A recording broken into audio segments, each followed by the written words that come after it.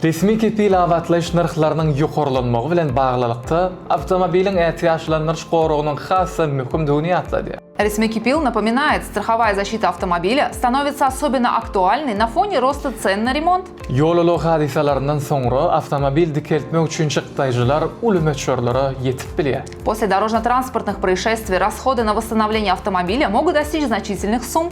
Resmi kepil hususy ätiýaçlanýan kampaniýasynyň bilermenleriniň belleşi ýaly ätiýaçlanýan polisiniň bolmagy, avtolog eýelerine ätiýaçlyk şaýlarynyň we servis hyzmatlarynyň duýdansaz gymmatlamagy bilen bagly inflyasiýa tewekkelçiliklerinden we garaşylmadyk çykdaýjylardan gorunmaga mümkinçilik berýär. Как отмечают эксперты частной страховой компании Resmi Кипил, наличие страхового полиса позволяет владельцам автомобилей защитить себя от инфляционных рисков и непредвиденных расходов, связанных с резким подорожанием запасных частей и сервисных работ.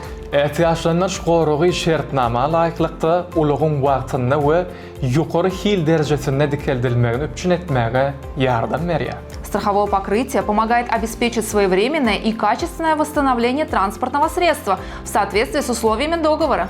Ätiýaçlanýan şarada giňişleýin maslahat almak we gorugyň amatly maksatnamasyny saýlamak üçin Resmi Kepil hususy ätiýaçlanýan kampaniýasynyň salgysyny millinfon.com saýtyndan ýa-da şu videonyň beýanyndan tapyp bilersiňiz. Получить подробную консультацию по вопросам страхования и подобрать оптимальную программу защиты можно в офисе частной страховой компании Resmi Кипил. Адреса и телефоны смотрите в описании под этим видео.